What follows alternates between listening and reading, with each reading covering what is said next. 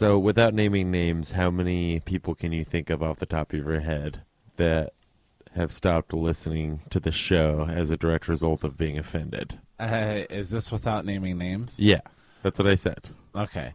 Personally offended, not just in an overall, I don't like that slight you made against homosexuals in a joking manner.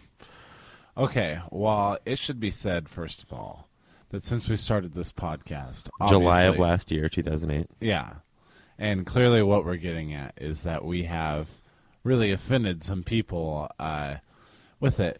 And, you know, sometimes I think, like... Oh, I'm not trying to be someone that's like just going out there and starting shit and trying to start a controversy. But kind of we are. Don't you really? think? No, not. I mean, let's go back to space wedding. Obviously, we're using an excuse that we have this forum, and but it is things going on in our lives that we're bitching about. Yeah. Occasionally, it will be. I really hate this person. Let's devote an episode to how much I hate the person. And those are the ones where I'm kind of like, yeah, anytime that, like, I'm afraid of running into that person, that's why I'm not so comfortable doing it. And then really, like... But not because you don't believe what you're saying about that person. Yeah, and I think there's a lot of humor to be found in what we're saying about people who we devote an episode to shit on. But...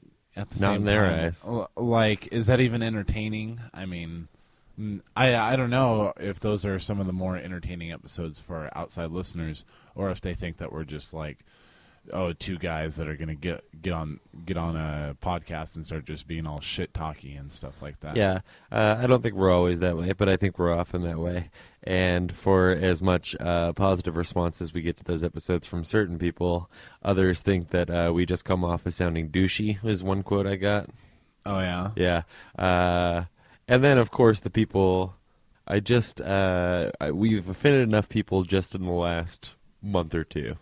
And I try to imagine it from their point of view. I really do. Because, like, the email I got today, and we'll get to that, or the email we got today, I should say. Yeah. The MySpace message that we got today. Yeah. I really do feel bad in a way, depending on who it is and what we're talking about. Sometimes I don't, and sometimes they deserve it, and I'm glad for what has happened. But yeah, like, should we start naming names? Well, I mean, we can censor ourselves to a degree, but now everybody's thinking, who are they to all of a sudden be censoring themselves? Exactly, right? We're really pussyfooting around. Yeah, I mean, there's pretty simple nicknames we can do. We can leave out last names, or for this one episode, like, no one can go back. Yeah. Well, do we even want to start with that? I'd say the first person we truly offended with the podcast was Mom. It had to have been. Absolutely. But she kept it up. And, you know, what's funny is the people that have come forth and said, not only do I hate you, but I hate the show, or hate the show because of you. Scratch that, reverse. But I know that they're still listening. But I think Mom has truly stopped listening now. We can say whatever we want now. And thank God. She just had no business listening. No good was going to come of it. Mm-hmm. She would pretend to be insanely supportive of it, but at the same time, just every time an episode come out, it's borderline threatening suicide, just going way off the deep end, leaving ridiculous MySpace comments, texting me ridiculous things. I haven't responded to a Mom text message in so long. And it feels great.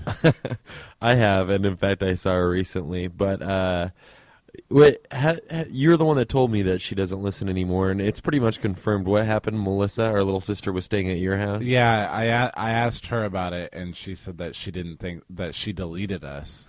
Although that sounded to me like just, she deleted you as a MySpace friend. Yeah, but Melissa doesn't know what MySpace is, first of all. Yeah, plus we deleted her ass. And then also, like, I hung out with Mom and our stepdad and our little sister for the first time in several months. Last weekend, I think it was.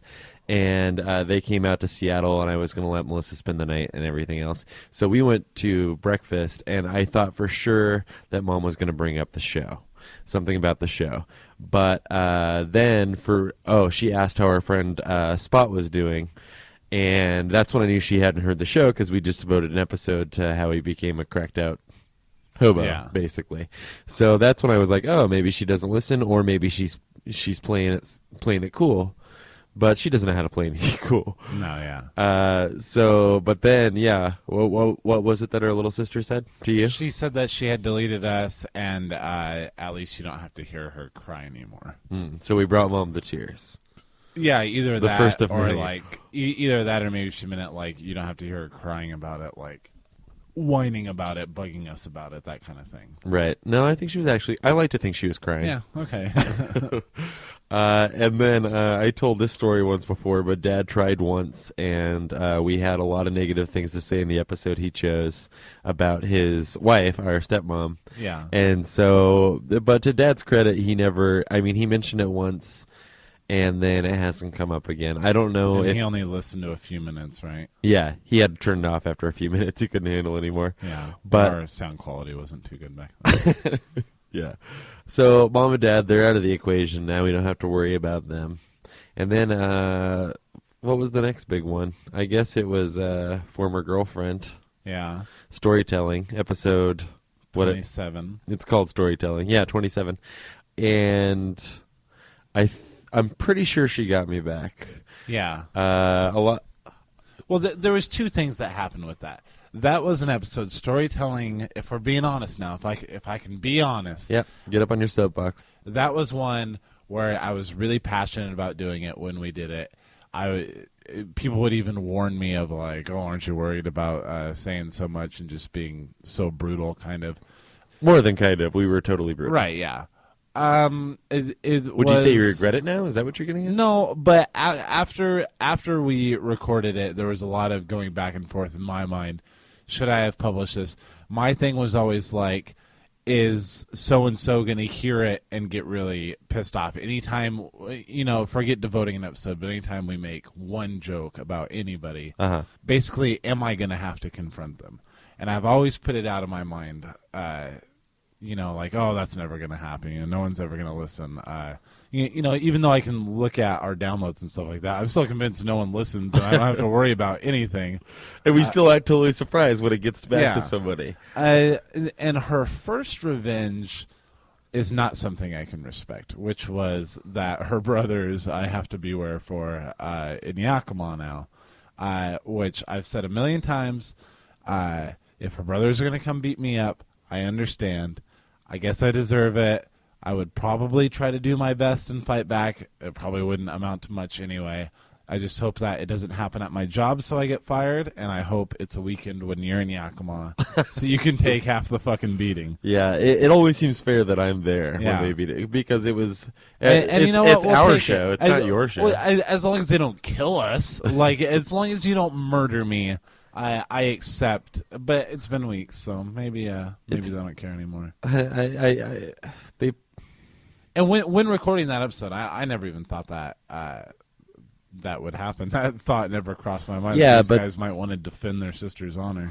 But that was kind of strange. And you were the first one to tell me about that you were going to have to start watching your back and stuff. And I felt bad for you because you're in the same town as them, but she was my girlfriend that we were trashing. Well, I heard about it like the day after they had listened to it. So it was like real tense then, but like I say, it's been like 6 weeks now. So yeah, and I think if anything was going to happen, it was going to happen by now. But it had been probably at least 3 episodes had posted since Storytelling, and then that's when. So I kind of just figured, if their brothers are going to beat PJ up, then they're going to beat him up. What can I do? I'm here. I've got my own things to do. But so it's just a regular day. I'm walking home from work. Oh, even before I work in an office job. It gets to be about 2:00 in the afternoon, and I start getting phone calls to my cell phone from numbers I don't recognize. But like the area codes are like Portland is one, Seattle is one where I live. There's a Tacoma one, so they're coming from everywhere. And my automatic first reaction is not to answer any number I don't recognize because it's most likely a bill collector. But I'm getting to the point where I can recognize those numbers unless they block them. Then I definitely know not to answer. Yeah. But I kept getting these calls, and nobody left a voicemail, so it was just something that was never going to be figured out. And then, but I just assumed bill collectors. And then I was walking home from work that day, and I was on my way to Belltown, so it's like a 30-minute walk. And the whole time Well, I should say I got a text message from a phone number I didn't recognize. A text this time. Bill collectors don't text as far as I know. That's probably the next step, though. And, okay, I've actually got the text pulled up now. I figured that would be easier. So this all went down on February 4th. This is how long I've been sitting on this story. Right. February 4th at 6:22 p.m., I get a text message from a phone number I don't recognize that says, "Hey there. Innocent enough. I just don't have the number programmed." What's the area code? It's 206. So this is Seattle. This is proper. Yes. So I'm just thinking it's somebody whose number I should have, and I don't. They want to see what I'm up to. So I get the "hey there," and I write back, "Hey, who's this?" Right? Right. Chris, looking to play tonight? Nice. Okay, so Chris, I don't know if that's... could be a girl. Could be a girl. That's my first thought, of course. Looking to play tonight. I'm still not reading too much into this because I'm thinking maybe this is a long-lost poker buddy. Right. We've already touched on what a great poker player I am. Some b-ball, maybe? Yeah, want to play tonight? Yeah. It's totally innocent. So then I write back and say, "I think you've got the wrong number, buddy." Yeah. Nice to the point. Yep. So I say, "I think you've got the wrong number, buddy." He writes me back and says, "Got it off Craigslist." Uh-oh. This is the point where I start piecing it together in my mind. And I'm nowhere near a computer, but I'm instantly panicking. Yeah, you see what's happening. Yeah. I start to get it. And then I remember I texted you almost immediately after, like, oh, my God, oh, my God. So somebody Did you know immediately that it was probably her? Yes, because that's what I texted you with, actually. Yeah. Before I got to my final destination in this half-hour walk, I had figured out that it was probably her, and I was just itching to figure out more. And so I wrote him back after I'd figured out what happened. I know it's a him now, Yeah. not to give anything away. I said, "That's probably a mistake or a vengeful ex-girlfriend. Sorry for the confusion." That's the last I heard from that guy. By that time, I show up here at my friend Margaret's house where I was headed, and I tell her, and she's like, oh my God, we got to look for your, to see if you're on Craigslist. But I'm thinking the whole time, like, can you put a phone number on Craigslist? Like I don't know much about it. I think so. I know plenty, and I know that you can't do that. So I was like, the guy says you gotta. Maybe I'm still confused. Maybe best case scenario, this doesn't have something to do with me being whored out on the internet by a vengeful ex-girlfriend. But then, sure enough, like we look around Craigslist for like 15 minutes, but we don't know how to look that up. Yeah. There's so many millions of things to wade through that are all so many sleazy categories it could be in. Yeah. So then we give up, and then within 10 minutes of our giving up, I get another text message from a separate phone number, area code 206 again. So these guys are right in my backyard. Yeah. And then, so this is another totally separate phone number. I can get pretty kinky. What were you thinking? I didn't prompt this conversation. I'm just thrown into it. And so by this point, I'm talking to my friend Margaret, and we're thinking, we got to figure out how to find this Craigslist ad so we can get it flagged and taken down. People are calling my phone, Yeah. It's an intrusion. Yeah. Much like a podcast where we rank on somebody and give their first and last name. But a revenge that I can respect more so than, my brothers are going to beat you up. Yeah. And so that's why at no point was I flipping out. Like I could appreciate the humor behind it. Yeah, and it got to you. I mean, and it sucked. And I think even you said when I texted you were like, "Wow, that was a pretty worthy comeback." Yeah. And immediately, too. Like, I was never like, oh, fuck her. How dare she? Yeah. Well, to be fair, your face wasn't plastered all over Craigslist. Yeah, that's true, too. But then again, I was like, why have I never done that to Nick? Like, I couldn't believe it. Well, when this story got out after it had happened, there were a couple of people, Andy T being one of them, future guest of the show. He says, who can I do that to? Like, that really is a brilliant prank. It's awesome. But when I got this second text, we were still trying to figure out how we could find it and get it taken down. So, yeah, the guy writes me, and, yeah, I can get pretty kinky. What were you thinking? And by this point, we decide the only way to get information is if I go along with it. Not like calling him on the phone and, right. initiating sex of any kind. But I did pose as a gay Seattle male when I wrote back LOL, which is way way outside of my usual. That's just to bounds. prove to yourself that it's a character, something you wouldn't really say. Did Right. you just feel nasty typing it? I did a little bit, but I want to get to the bottom of it, so I say LOL, all in lowercase, by the way. I don't bother with Nice. capitals. Is that post still up? Which did you see? I like it. Yeah, I thought it was pretty sly. And then so the guy writes immediately back and said, "Lost it now." Something about kink. I could have figured that out from his first text. And then I didn't respond back to him because that was enough. We started typing kink in the search engine. Yeah. Like that didn't pull up a million other things. But then the guy waits 6 minutes. I don't respond to his. And then he's giving me more information. Posted at 5:03 today. And I'm like, thanks, guy. We don't need you anymore. So that happened. And then the next day, I'm thinking we'd found it at that point. Oh, and we'll throw up a screenshot too for the photo album because we It's a good eventually picture. we eventually did find it. And yeah, what she did was she tore the most innocent picture. I think I'm wearing the exact same outfit now that I was in the picture, and she pulled it straight from my MySpace page, and like I'm looking totally innocent and adorable and not gay but not straight, like just a guy. Yeah. And so that picture is, I thought it would just be like some stock picture of a throbbing cock or something, you know, Yeah. because that's what most of those look like. Oh, and just to be specific, I was in the male for male M4M Casual Encounters Seattle Craigslist. And so I find it, and then I wish we had it pulled up now, but I'll have it there. She intentionally spelled things wrong, and I know she's a good speller. Like, she did that to piss me off. Like, she found every little way to What a finesse it. mindfuck. I know. I remember I had said reference something about a website, but I said SIGHT, and I was like, Oh, fuck wow. you. I know better than that.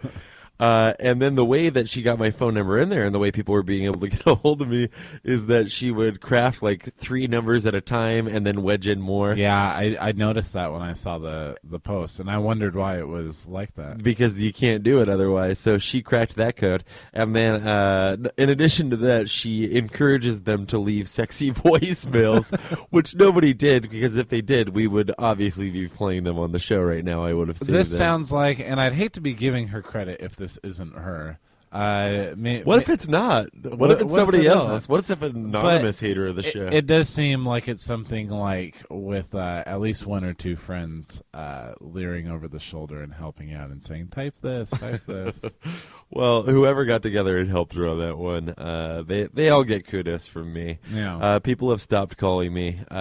We did get the flag torn down, but if it is to come back up again, hey. I was a little flattered that I was so wanted in the Seattle gay community. Don't you ever think like how much you could get laid if you were gay? I think about that constantly since this happened. Yeah. I remember... It always seems like the ugliest gay guys, like even old nasty ones, are getting like young bucks. Yeah. Everyone's got their thing in the gay community. Yeah. The one guy that was texting me, that was giving me all the helpful information. Oh, yeah, you posted this at 5:03. I think it said something about kink. Please come meet me and suck me off. But that guy, all of a sudden I had a picture mail from him on my phone, like a picture text. And so, of course, I'm thinking I'm going to see a cock.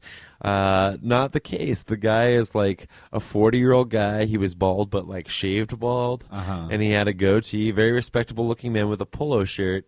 And he was totally ready to have down and dirty sex with me. It's the weirdest thing. And he probably lives like 3 blocks from my house. Yeah, maybe he's like married with a kid too. And then now, every time I think of that stupid picture that was up and all those people that responded to it. Like I said, I'm wearing that outfit and I'm just wandering around Seattle. One of these days somebody's going to try and pick me up based on that Craigslist post. But that wasn't all of it. She, or he, it was obviously her, was posing, because you don't know as well as I do, but if you're responding to a Craigslist personal ad, you don't get the person's email address, like it's a filter email address that they go through. Well, she had apparently set up her email address to catch those, because then she was giving people like my MySpace URL. Really? Yeah, because the next day I signed in to MySpace at work that next morning, and I had 2 different MySpace messages waiting from local guys, and they were real explicit. I can't remember now, but I posted them on Twitter like I was copying and pasting it, just like dirty in your face. The one guy was like, "I love cum," was his big line, and then he gave me his email address. And another guy that I didn't respond to right away, and then an hour later he writes me back, and he's like, "Come on, man, how hung are you? I suck good cock." It was insane. And another kid was like 17, or posing as a 17-year-old. Did you think about that one? Yeah, when I jerked off that night? At any time did you think, maybe? I didn't. I never thought that. I just thought how easy it could be for me. Yeah, if only you could get into it. Yeah, but in the times I have been sad and lonely and posted Craigslist ads soliciting women. Oh, no, I've never done that. I've only responded to ads. But even so, either which way you go, like you're kind of taking a step in either direction there. Like into lame internet dating? Yeah. Okay, I gotcha. Yeah, either which way. I mean, it's not impossible for me to get laid through the internet. I've done it before. I just think that the responses were a lot more immediate and a lot more aggressive, although she did post me in the casual encounters too, which you're there for meaningless sex, I guess. Yeah. And Seattle is a big haven for me. Maybe I should post for women in the casual encounters rather than looking for a relationship. You want to be like John Voight in Midnight Cowboy, and that's how you're going to make your living now? You know, I'm a hustler, man. I'd tell you and only you that I've never seen that movie. Yeah. It's pretty good. Is it? Yeah. Okay. Yeah, so well played, lesbian. Good job. Is there something coming for me, or maybe that's still the ass kicking that I can expect for me? No, my picture never showed up. She doesn't have my phone number, so she couldn't have posted that. Yeah, I'm sure she would. Let's not egg her on. Yeah. Job well done. Let's move on to the next one. Yeah. Who else did we piss off recently? I guess would next be when we recorded with my wife. Yeah, which was only a couple weeks ago. Yeah. Valentine's Day episode. And we said this on the episode. I'll brief it real fast. That the whole reason she agreed to be on the show was because the night we were recording that, I had gotten a call from a guy I hadn't talked to in like 4 years. A guy named Chris, who used to be a good friend of mine. We parted on really bad terms. My wife fucking hates him and his whole family. He didn't do jack crap to your wife. Yeah, exactly, right? So we recorded that episode. This is the first guy who I've actually corresponded with after talking shit about them on the podcast. But prior to it posting. That. Yeah, I did do it prior to it posting because he had written, and he was doing that weird thing where he was pretending that he wasn't listening to the podcast, but he was. And not to sound pompous, he was making direct reference to right. things we've said on the show. Right. But at the same time saying, what's a podcast? I've never, Yeah, just playing his Chris games. Yeah, kind of lying for no reason. And that was the only way my wife was going to be on, and we really wanted her to be on. And it was something that needed to be said. It was a part of my life, a big part of my marriage. It was like 2 years out of my only 6-year marriage, so it was relevant. And I told him, I'm not going to lie to you. We kind of talk shit about you on this show. You can listen to it. He had asked to be on the show, and I said, if you want to listen to it and then come on and talk about it and defend yourself. And blah, not blah, just blah. that. I mean, it would have turned into several other things. Yeah, we would have had an episode with some memories, but it would have gotten to that. Yeah, and he was down for it, and then right up until today when we thought we were going to record with him and just never ended up hearing from him. But, I got a couple emails from him, like when I said we're talking about it with my wife and blah, blah, blah, and I made some crack about my wife's hatred for everybody in Sumner, which is where they all lived. And his response was, I never did jack crap to your wife. Yeah, I thought that was so funny. I did catch a couple of those emails. And he came up a lot again in another episode. Yeah, that would have been episode 33, Meow Games. Meow Games. Yeah, which... Now, this is where it gets interesting. Going into that episode, and I know now to no longer refer to him by first and last name. Right. But his first name is Nick. We'll call him Nick K so as not to confuse him with Nick and Pat, A. Pat and Nick. Yeah. And so going into that episode, we were really excited to do it because most of our growing up tied into them in some way. Another case of a big portion of our life. Right. So, of course, we want to talk about it. And we've made sporadic reference to both him and his brother before. This is just the first time that we'd really dwelled on it for any period of time. And the reason we did is because they're fucking hilarious. And there were many good stories to be mined from it. And we've gotten a lot of good response on it. And I felt pretty good about it afterward. Like, even he could hear it. And even though he made a little comment there at the end of the episode, like, oh, I wonder how he'll take it if he hears it, right. Fully expecting that he'll never hear it. Right. That was the thing, is he's never going to hear it. Not that I am ashamed not to get ahead of it, but that he has heard it, because I still stand by that episode. I think it's a solid episode, and I don't think we said anything terribly offensive. Yeah. We were just making it... Anyway, so we record this episode. It's about Nick. It's about a lot of stories about Nick. We went into a lot of his experiences with girls. As a teenager. Right. And one of whom, Lisa, is a listener of the show. And I think we were kind of guessing about what he may have said to her outside on the porch. Did he say, I love you, and stuff like that. So she wrote us an email. She wrote us a MySpace message, which we've decided could be how he heard the show. Mm-hmm. Maybe he checked out our page and saw his name. And we'd mentioned on the show, we haven't, been good friends with him in several years, but we did have our MySpace friendships, and so I'm sure he was aware of the show. But in the time that we've been doing this now, 30-something plus episodes, he's never made contact with us in reference to the show, so we could just assume he'd never heard it. Yeah. But then, so we encouraged Lisa on that episode, one of the girls that he'd freaked out in front of, to fill us in with some of the details that we'd forgotten in that particular episode. I may have been high. I can't say for sure.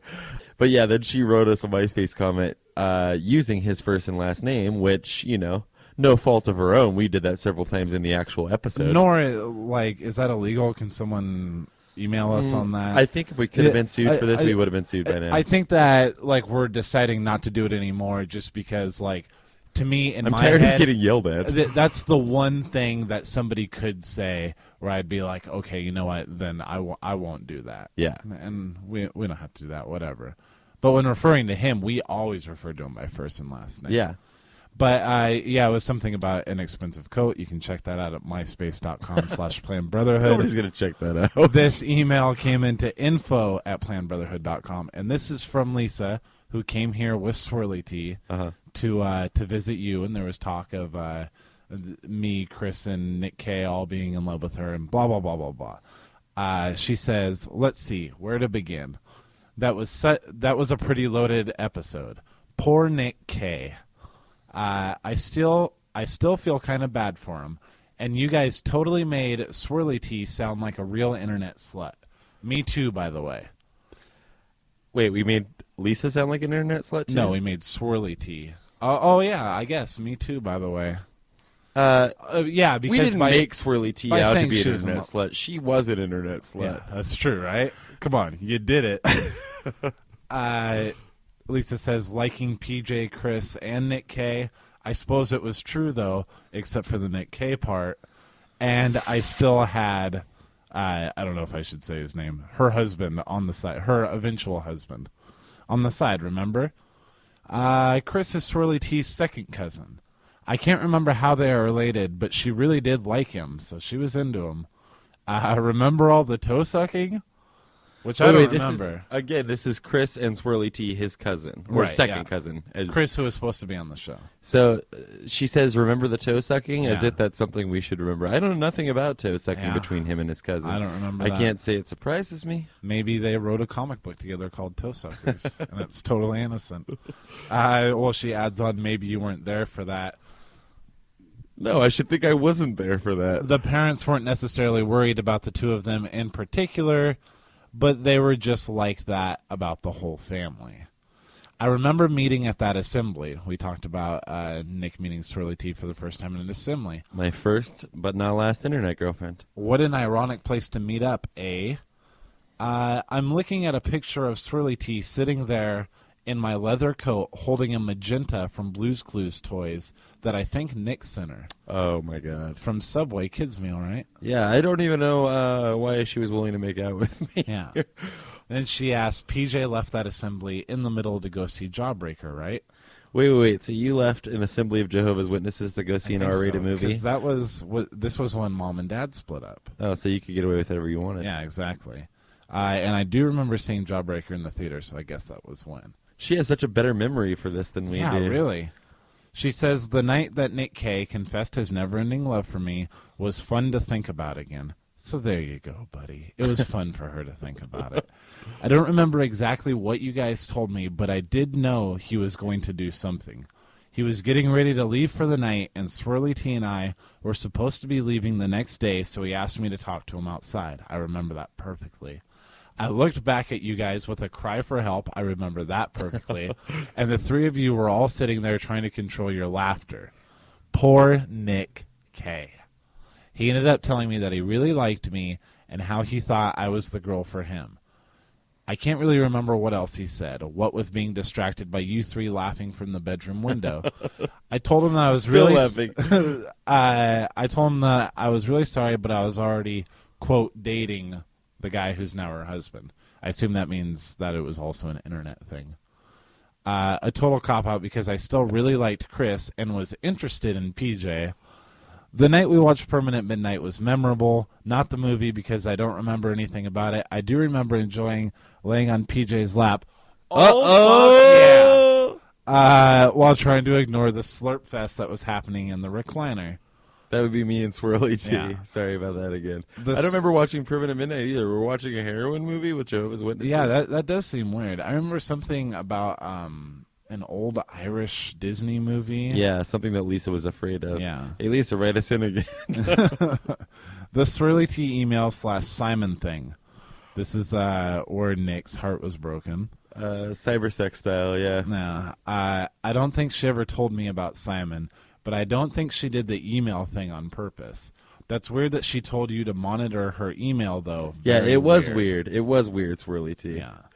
His screen name at the time wasn't Love to Run 81, was it? No, it was not. If not, then that was another guy. But if so, she did more than just talk about sex with him. PJ, I know that you don't date.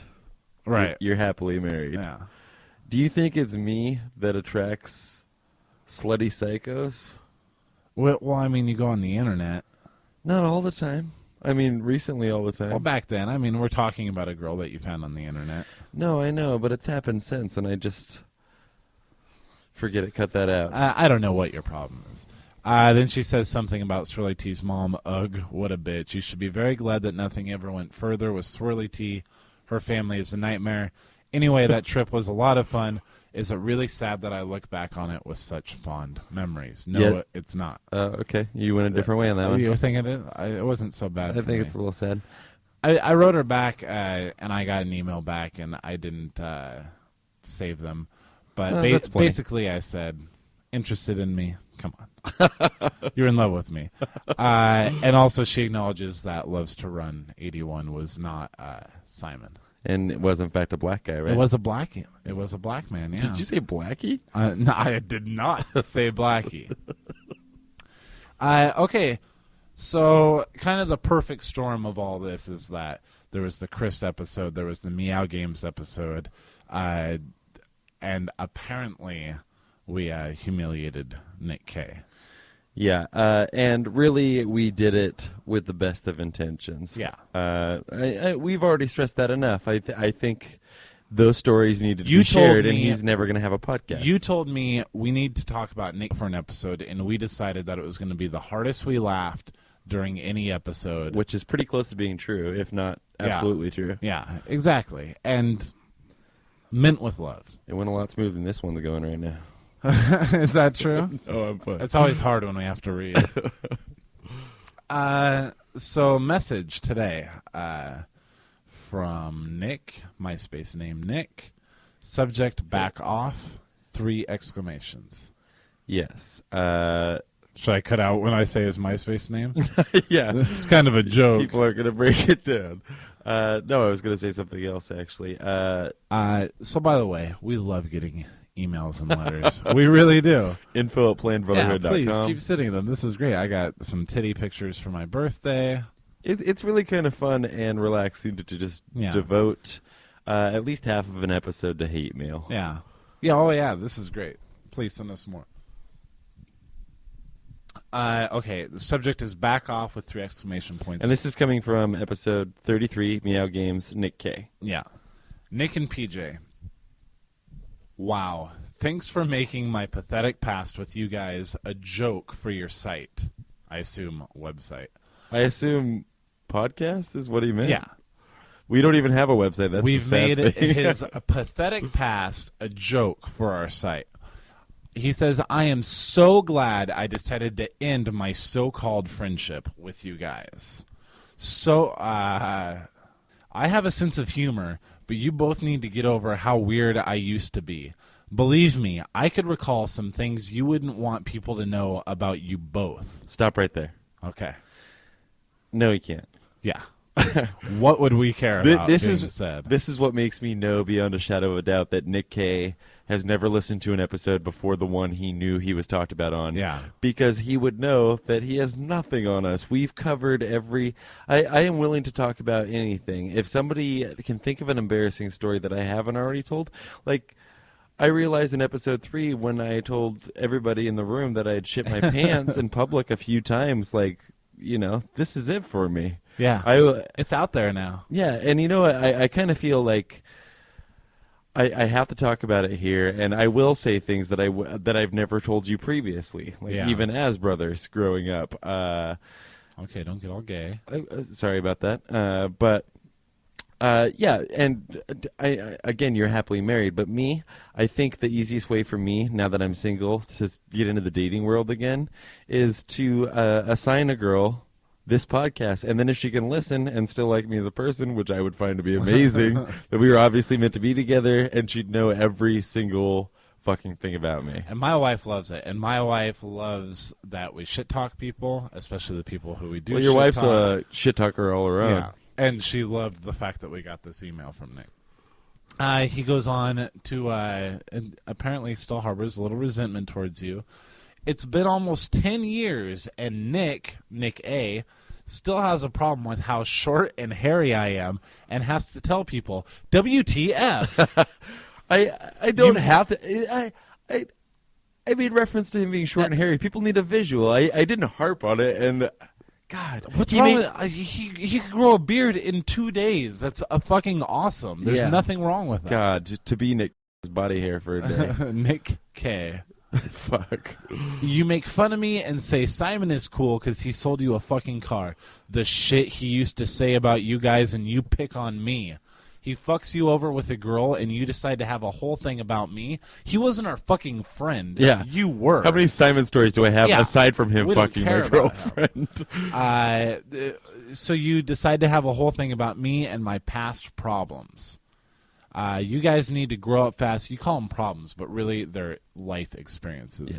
Yeah. You guys need to grow up fast. You could have pointed out some funny stories and left me with some dignity. Have a nice life. The only part of the email I agree with. we could have told all innocent stories about him, but WTF, who cares? I don't know. Face it, buddy. Get a microphone. Write us, put us on blast. You're saying he should get his own show, or he should come defend himself on our show? Because neither is going to happen. I don't know what I'm saying. I was just trying to put some filler in before I read my response. Oh, you're going to read you responded to this guy? Yeah. Okay. Oh, yeah. I responded to him. And, it's kind of like how you write a letter to someone and they say, sleep on it for a day. When you first told me that he had written you this letter. Yeah, because I found it first. I got it while I was at work. And you said it made you feel nauseous. I felt horrible when I saw it. Just because he was my best friend for so many years. But as we explained in episode 33, like, something happened. And as he said in his email you just read, it was a conscious decision on his part not to be our friends anymore. Apparently but there was no explanation for that. Yeah. I read him back. So anyway, I calmed down a little. I had some things I was going to say that were pretty hilarious. Yeah, I felt I felt bad and I felt nauseous, and you were just angry when I told you about it. Right from the beginning, I was like, he has no right to do this. I don't know. Is that fair to say that he has no right to do it? He has no right to tell us what we can't talk about. Yeah.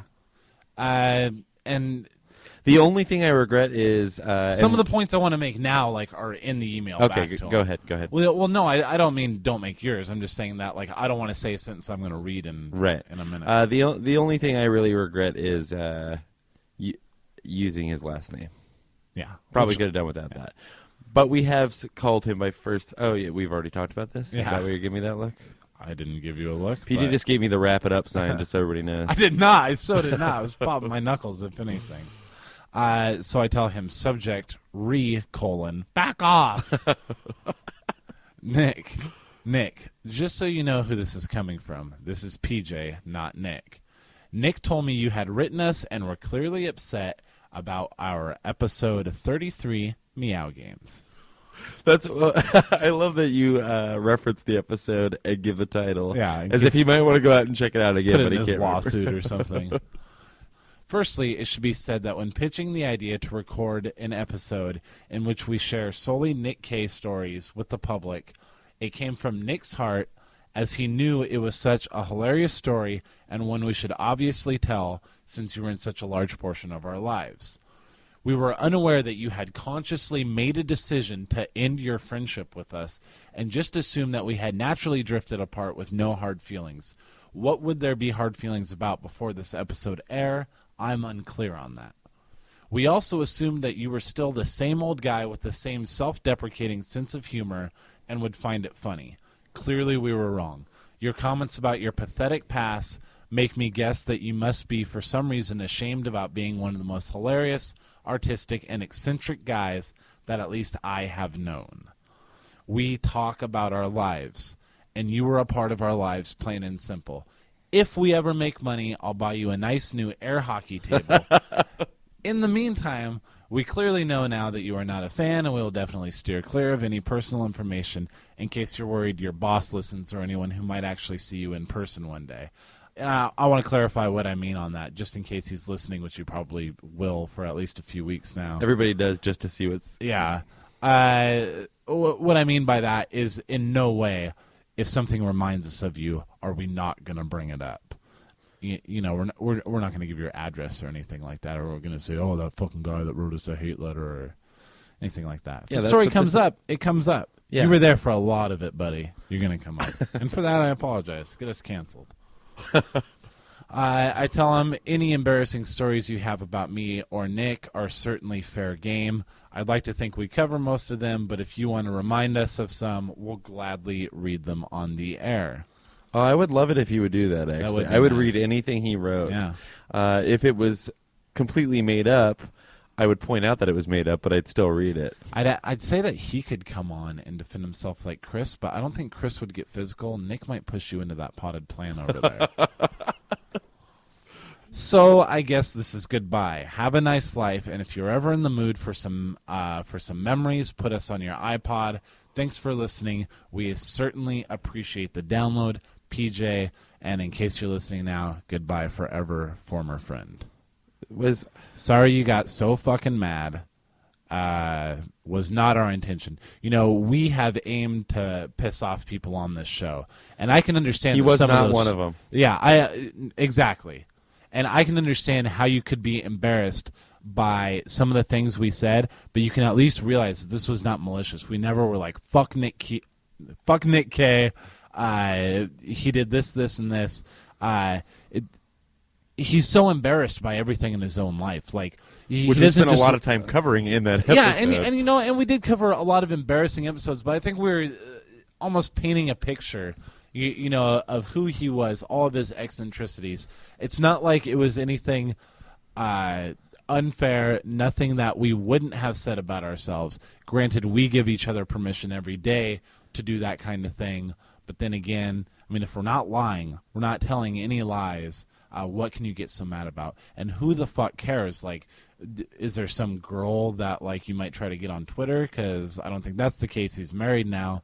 So who the fuck cares? Who's going to listen to that cares? But the question remains, where did he hear it?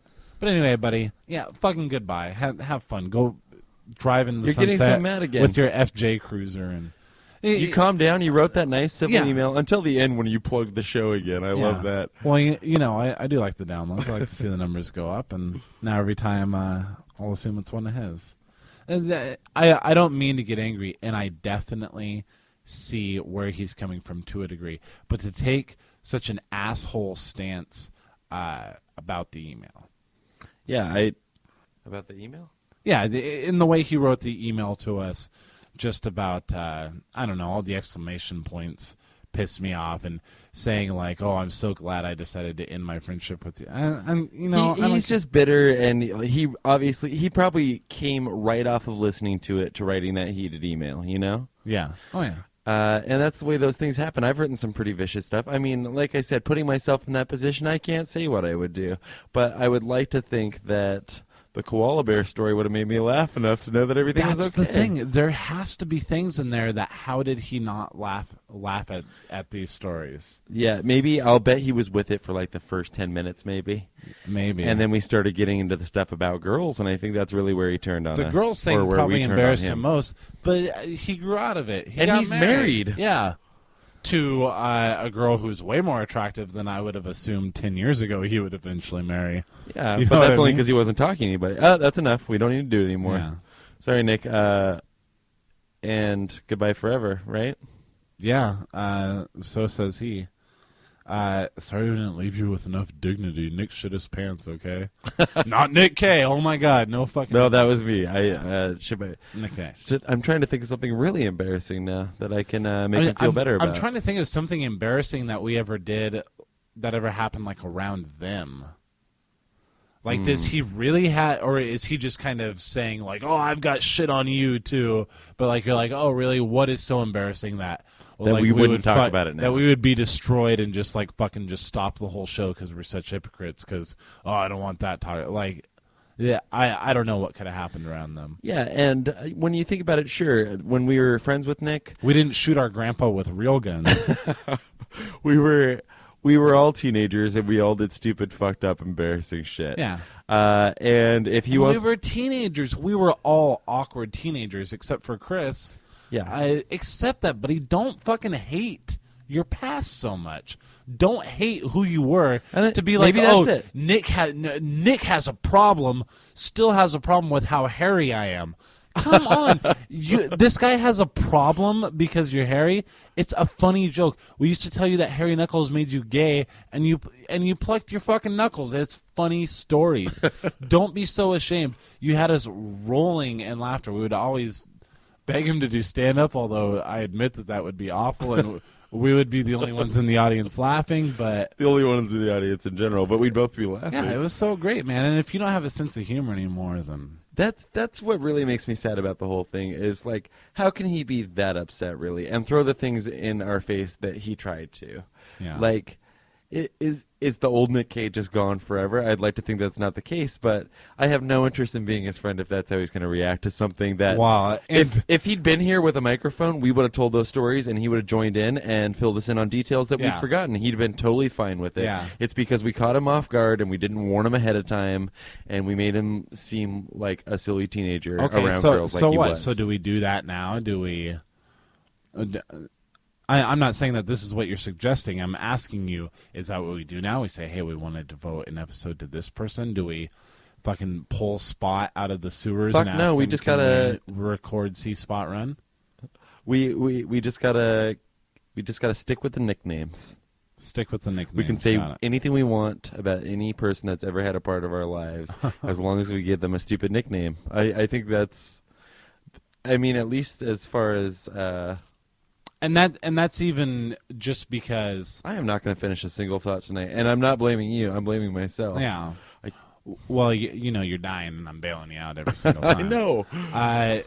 And the nickname thing is at least on my part going to be just because of like, oh, now they can't say shit. Now they really can't say shit.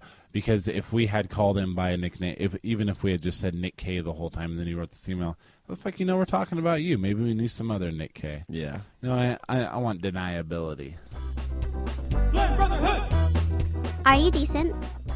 while I'm here in Seattle, there's something that I want to do, and we've already talked about it via Twitter and MySpace and stuff. By the way, we're going to promote all of our bullshit later. Okay, good. But before it was on Man vs. Food, but definitely Man vs. Food inspired me, which is it's a show on I think it's the Travel Channel, possibly the Food Network. I think the Travel Channel, where this guy goes around the country, eats at famous restaurants that make really obnoxious size portions of food. Same guy every time. Yeah, same guy every time. Not a great host, in my opinion. Sometimes I think about how awkward it would be, like, to be the cook cooking in front of him while he spouts off these lame jokes that are being written by the producer or whatever. Like, that's a spicy meatball. No, when you say he eats obnoxious foods, does it's always something like greasy and humongous and novelty? It'll kind of be a theme. Whatever city they're in, they'll go to kind of the most famous restaurants there. Usually small town places that have like a lot of local love and stuff like that. And he goes to a few restaurants, and throughout the whole episode, they're teasing whatever his challenge is going to be. Sometimes it's to eat something really hot. Sometimes it's something really huge, like a gigantic fucking pizza, huge 12-pound hamburgers, and just ridiculous stuff like that. And how does he usually fare on those things? It's hit and miss. Sometimes it's like, we've had 400 people try it, and 5 people have done it, and it's great. And sometimes it'll be like, out of 1,600 people that tried, 200 of them couldn't do it. You know what I mean? Like, those ones are real lame, and it's like, eat at least half of this normal-sized pizza. But it's, like, got some jalapenos on it or something. But, and sometimes he'll go, like, head-to-head with another person in kind of a race situation or something like that. And is he a big guy? He's stocky. He'd have to be. Yeah, not too big.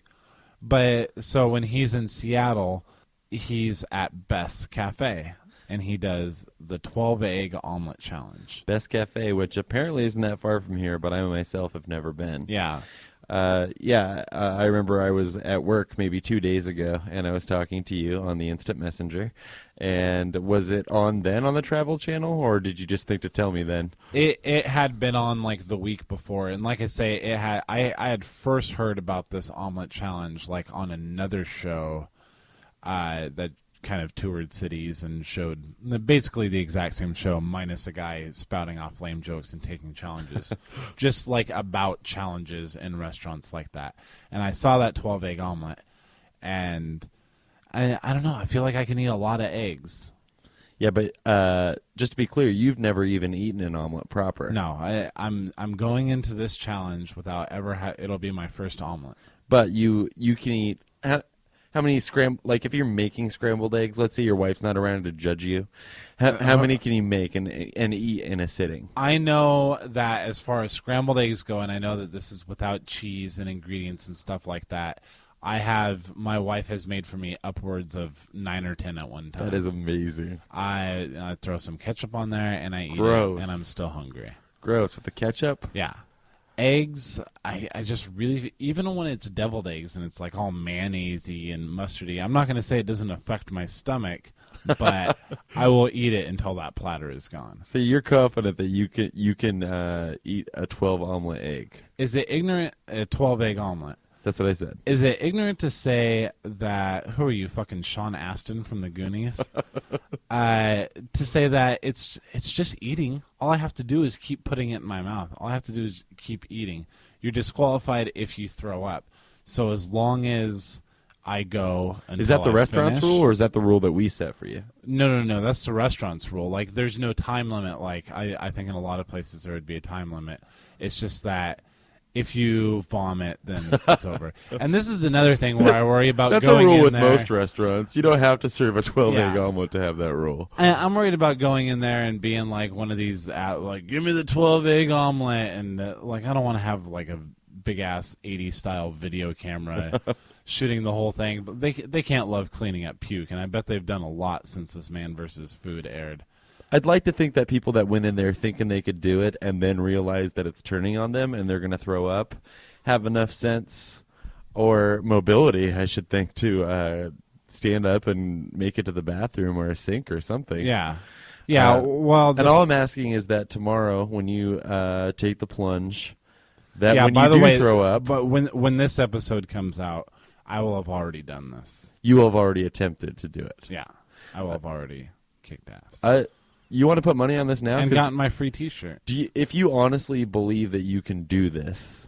Uh-huh. First of all, I think you have no idea how much a 12-egg omelet is. I do. I've seen pictures. You've seen pictures, okay. I watched the fucking Man vs. Food, didn't I? I just think there's very little chance of it happening. I think that you're going to realize it's a joke the second it comes out on a huge fucking platter.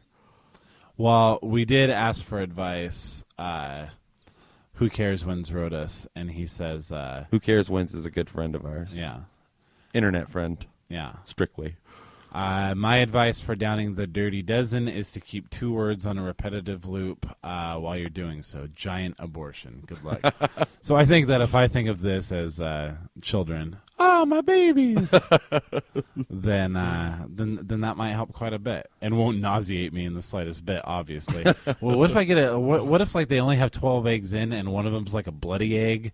And they're like, I can cut that part off. And I'm like, gross. Fuck you, I want the T-shirt. I want to earn the T-shirt. Yeah, so the big prize is a T-shirt. Yeah. First of all, I was only hoping a $16 omelet. Oh, it is? Yeah, I was thinking at least it's 20. also an omelet served on a pizza platter with hash browns and toast. And the hash browns and toast you have to eat too, right? Yeah, correct. The funniest thing when I looked it up on the website was that they offer not only the 12-egg omelet, but all you can eat hash browns. That's right. Like you're going to be pounding those down. Well, not everyone in there is getting the 12-egg omelet. They're getting some pancakes with some all-you-can-eat hash browns. I just assume everybody's there for that T-shirt. Have you seen the T-shirt? I imagine it's the restaurant's logo, which I've seen. I went on their website. Oh, it's not something like I survived the 12-egg omelet? It might be. Oh, man, that'd be so much better if it were. I'd be a little disappointed. I'd rather it be just a regular Best Cafe T-shirt that I could buy for like $4 more than the omelet. Yeah. But we have to record a show tomorrow, so I don't know about doing it beforehand if I'm going to feel... too ill to record. You're going to be all egg drunk when we try to record tomorrow. My performance might be lacking. That's all right. But like I love like over easy eggs between toast, and you squish the yolk out, and you just fucking soak it. I'm going to ask for like a side of yolk to just dip everything in. Gross. I'm not big into the runny yolks, man. I don't like it. It's got to be scrambled every time for me. I may make history by being the first guy to have never had an omelet that's trying this omelet challenge.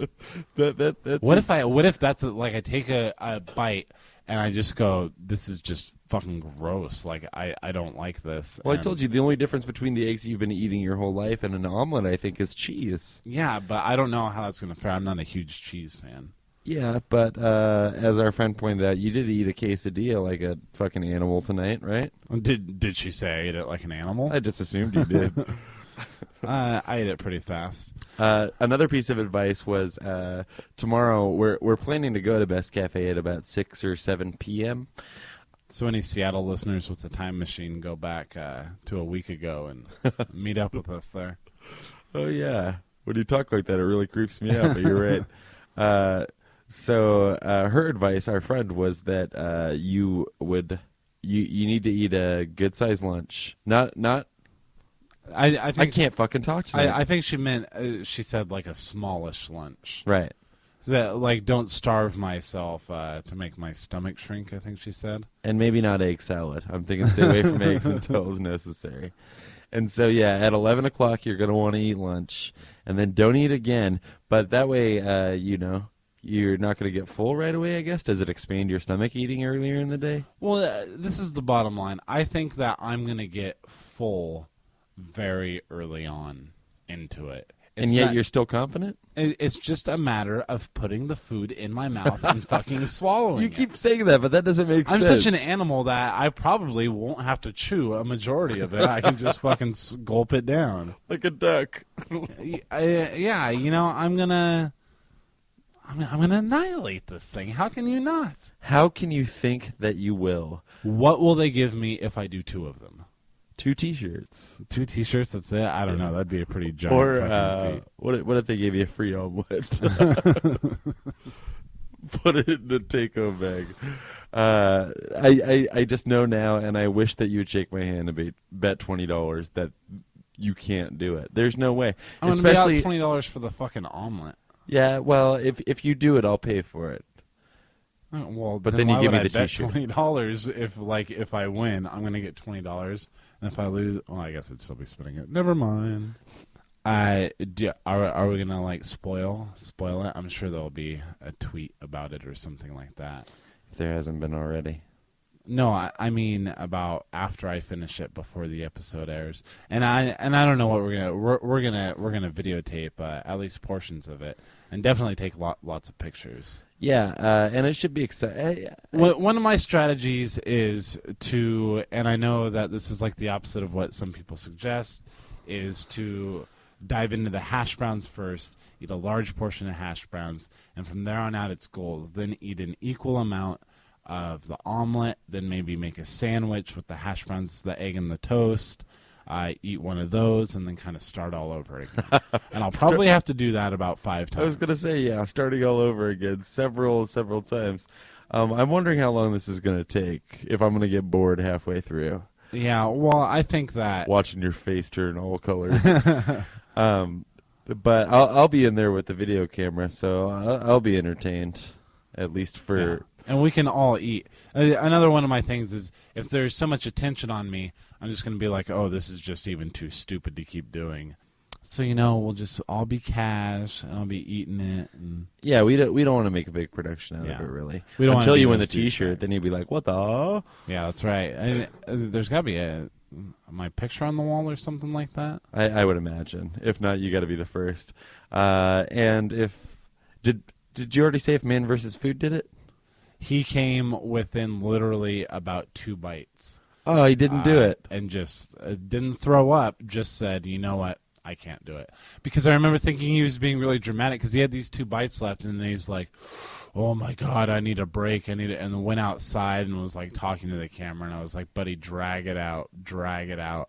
But then he came back in and looked at it and couldn't do it. Really?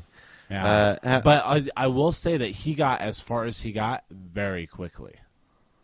Which kind of maybe that was his problem.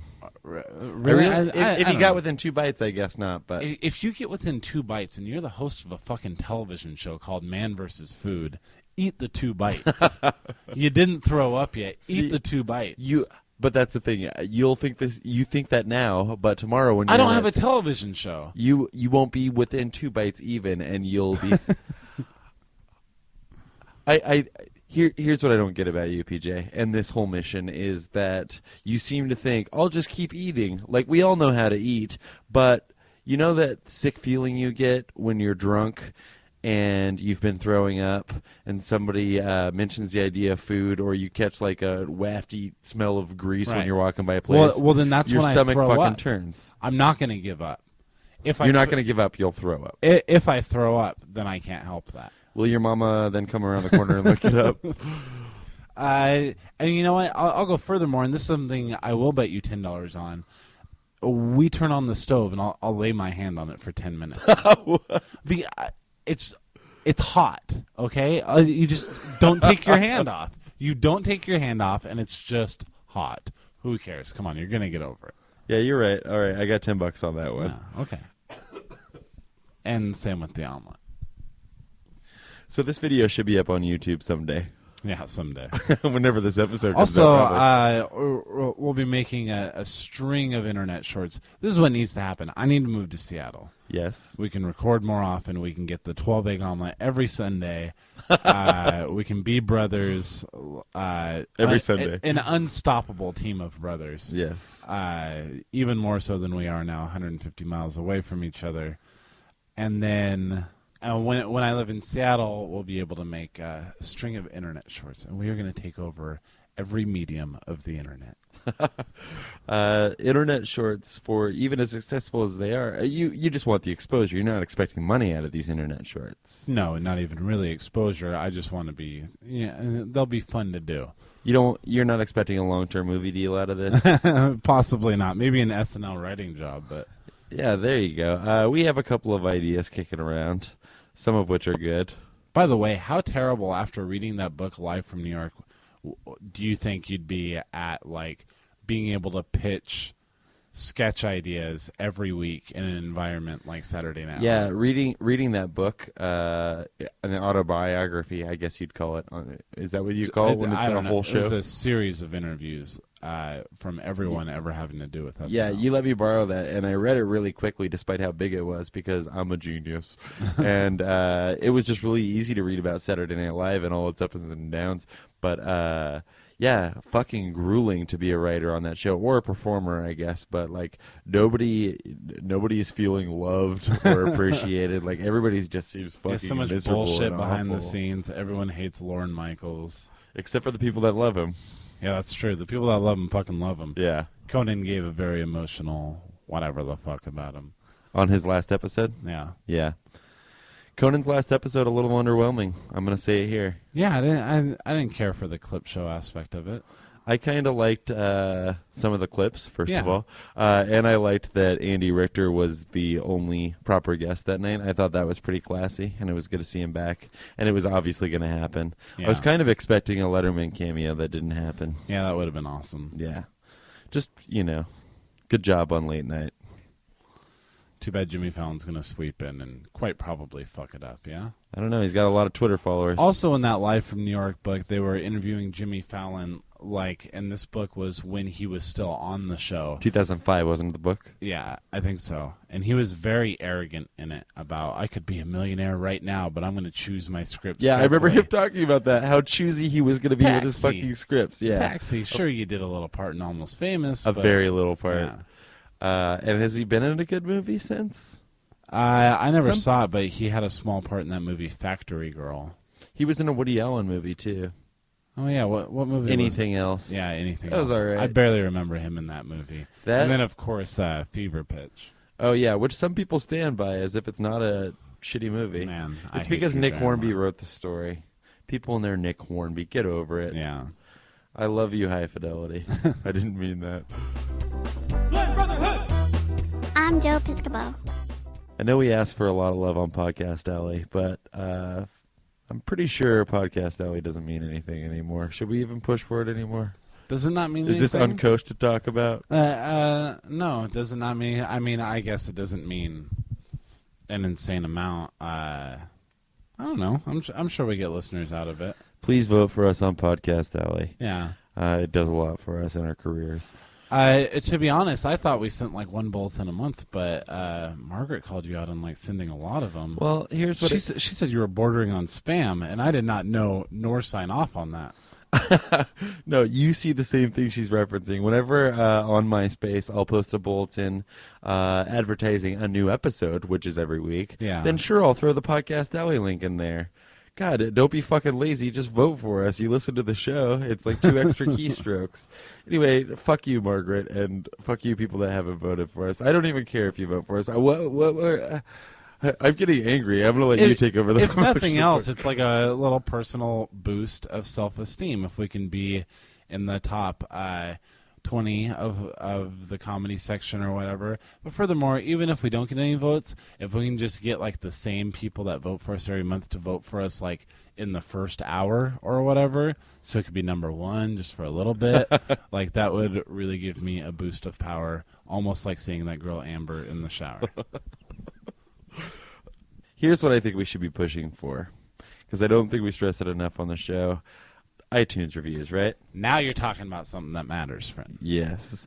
iTunes. I can only imagine it matters. We have so few, and I love the ones that we have. I think we're up to 7 right now. Yeah. But that's pretty paltry. We can do better than that. Yeah. And people subscribe and listen to us through iTunes. I know a lot of people. So while you're there, why not drop us a line? And, I say this and other people say this, but I really mean it when I say if you don't like the show, if your first name is Nick and your last initial is K, write us to tell us what you don't like about it. I don't like to say that because I'd like to see our popular. I don't even know how the popularity ranks. Or anything work. I wouldn't mind a bad review on iTunes because, and I'm not saying that it's what it is. A lot of the reviews we have on there were written by friends of ours, but we're not like loading it with like, hey, just go on there and write something nice about us.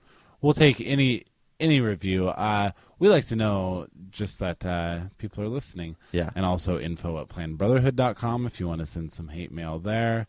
Of course, personally, there's Nick at planbrotherhood.com and PJ at planbrotherhood.com. Let's not leave Twitter out of this. There's also twitter.com/planbrohood, which Nick is obsessed with. Whatever, you're the one that got your own account. You couldn't handle being on the Brothers page anymore. Man, I was so nervous to tell you that like I was going to get my own Twitter account, even though I made seriously one tweet on there.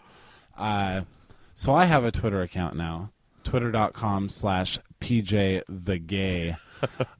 Basically because we have a lot of followers for the show that, I don't know, I really don't care so much about and like wading through all their shit. So what are you talking about, Twitter? Yeah. Oh, okay. Yeah. There's just a lot on there. And sometimes it's Betty Draper and bullshit like that. So this one was just for a more... kind of like how I deleted my MySpace page and started a new one, and I only have like 9 friends on it. I just like... Although right now, I followed everyone who started following me on PJ the Gay. But I might scale that back, too. But really, it was... Well, first I thought... maybe like I'll follow everyone who's ever been on Planned Brotherhood and family members and stuff like that. But I don't know. I don't give a fuck. It's just a separate Twitter account. Yeah, okay. Something didn't mean to put you on the spot. I just no. Something like my feelings were hurt. No. You can't just say no, and then my feelings aren't hurt anymore. I never meant for that to happen.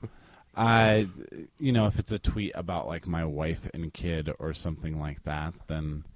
That's not really a show-worthy Sure it is. topic. You talk about your wife. You did. Never mind, PJ. I just think that you should continue to post from the show page as well. Keep it a little mysterious. I will as often as I ever did, which is not often. Yeah. And not as often as you.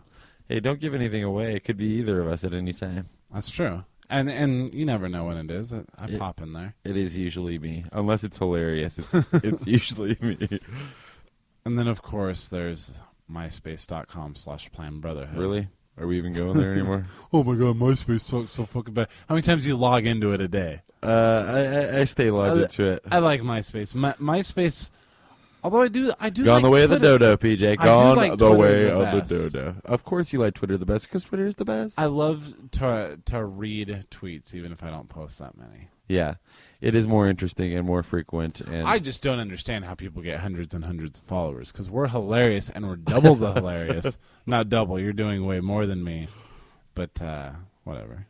I wonder that too. Although I got that one Twitter that showed up on CNN, like not even on CNN.com. Like Oh, I yeah, was that was watching amazing. CNN from home, saw that people were twittering in, and wrote one, and it got shown on there. Yeah, and then we had an instant follower. Like, I saw you on CNN. Yeah.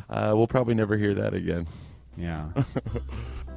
Brotherhood, Nick are out of control. They would crash the airwaves with a microphone. So sit down tight and listen close. All the ladies now take off your clothes. Blend Brotherhood. Blend Brotherhood.